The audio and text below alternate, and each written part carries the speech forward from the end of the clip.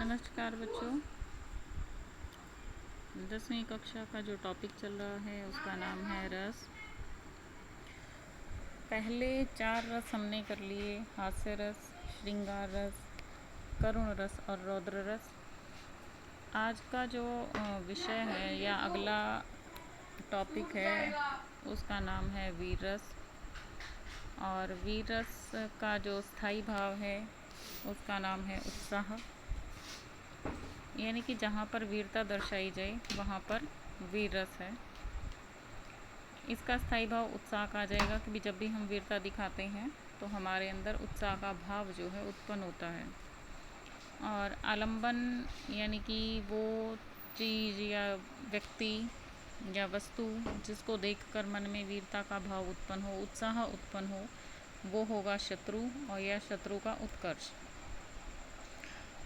आश्रय यानी वो व्यक्ति जिसको लेकर मन में भाव उत्पन्न हुआ, यानी कि नायक या जिसके मन में भाव उत्पन्न हुआ, नायक या वीर पुरुष।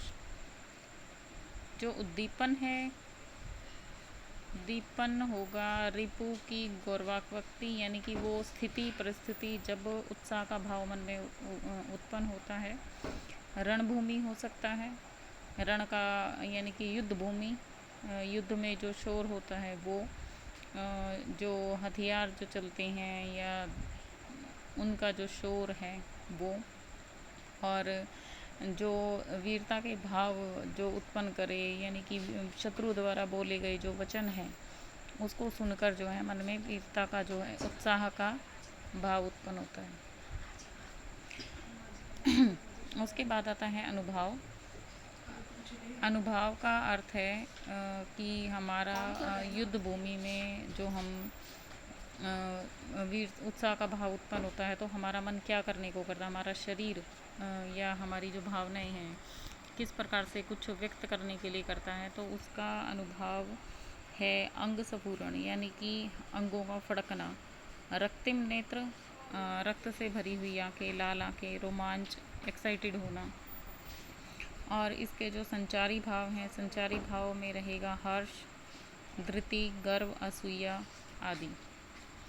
वीर रस को जो है 4 भागों में बांटा गया है।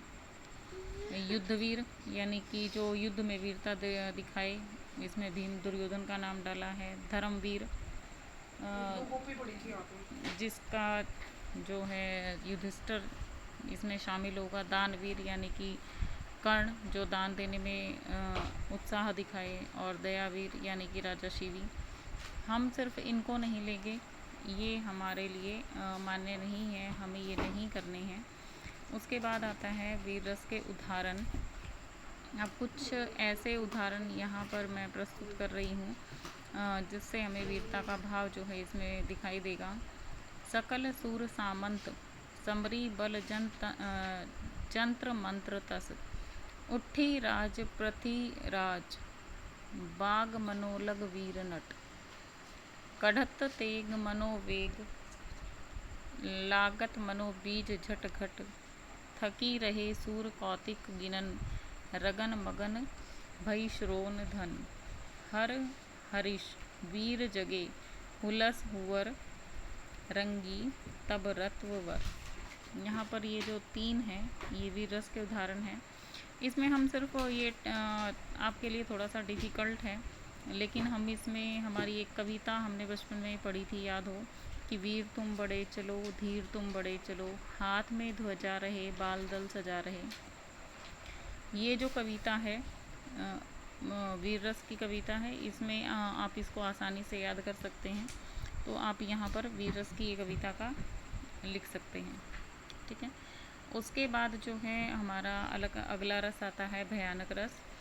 भयानक रस जो है वो भय से उत्पन्न हुआ है, कि जब भी लोगों के मन में या व्यक्ति के मन में भय का भाव उत्पन्न हो तो वहाँ पर भयानक रस होता है। इसका स्थायी भाव भय कहलाएगा। आलंबन जो है ये किसको देखकर भय मन में आया, यानी कि कोई बाघ है, चोर है, कोई भयंकर वन है, शक्तिशाली व्यक्ति का कोप यानी कि डर है, या कोई ऐसा भयानक दृश्य है। इसका उद्दीपन यानी कि वो परिस्थितियाँ जिसको देखकर मन में भय उत्पन्न हो। आलंबन की चेष्टाएँ, नीरवता, कोलाहल यानी शोर, सुनसान जगह है और जंगल का सुनसान रास्ता, अकेलापन, ये सारी चीज़ें जो हैं इसमें इसकी उद्दीपन होंगी। और अनुभाव यानी कि हम क्या प्रतिक्रिया व्यक्त करते हैं इन चीज़ों को देखकर। एक तो आता है गिड़गिड़ाना, यानी कि हम किसी से दया की भीख मांगते हैं। आंखें बंद हो जाना, स्वर भंग हो जाना यानी कि शब्दों का लड़खड़ाना, डरना, पलायन यानी कि भाग जाना, मूर्छा यानी कि बेहोश हो जाना, ये सारे जो हैं हम प्रतिक्रियाएं करते हैं। उसके बाद है संचारी भाव, यानी कि इसके जो वो भाव जो क्षण भर के लिए शरीर में रहते हैं वो संचारी भाव। इसमें दैन्य, जड़ता, आवेग, शंका, चिंता आदि हैं। अब जो स्थायी भाव का जो उदाहरण है, यहाँ पर एक उदाहरण यहाँ पर दिया गया है। और जब आई घोर काल रात्रि, ये आतताई टूट पड़े अबलाओं पर, नोचते चबाते उनका मांस, भोगते कर्ण भेदी चित्कार हाहाकार, दुराचार दिष्ट वेधी, देख नहीं सकी अबला, अचेत हो गई सुलक्षणा।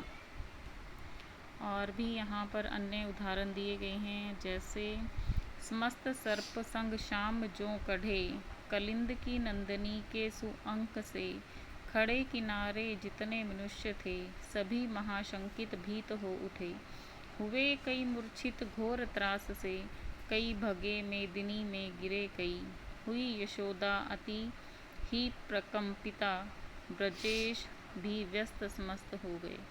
ये कई उदाहरण ऐसे हैं जो यहाँ पर भयानक रस को दर्शाते हैं। बाकी के जो हमारे दो नहीं 4 जो हैं बाकी के जो रस बचे हैं उनको मैं आगे वाली वीडियो में बनाऊँगी।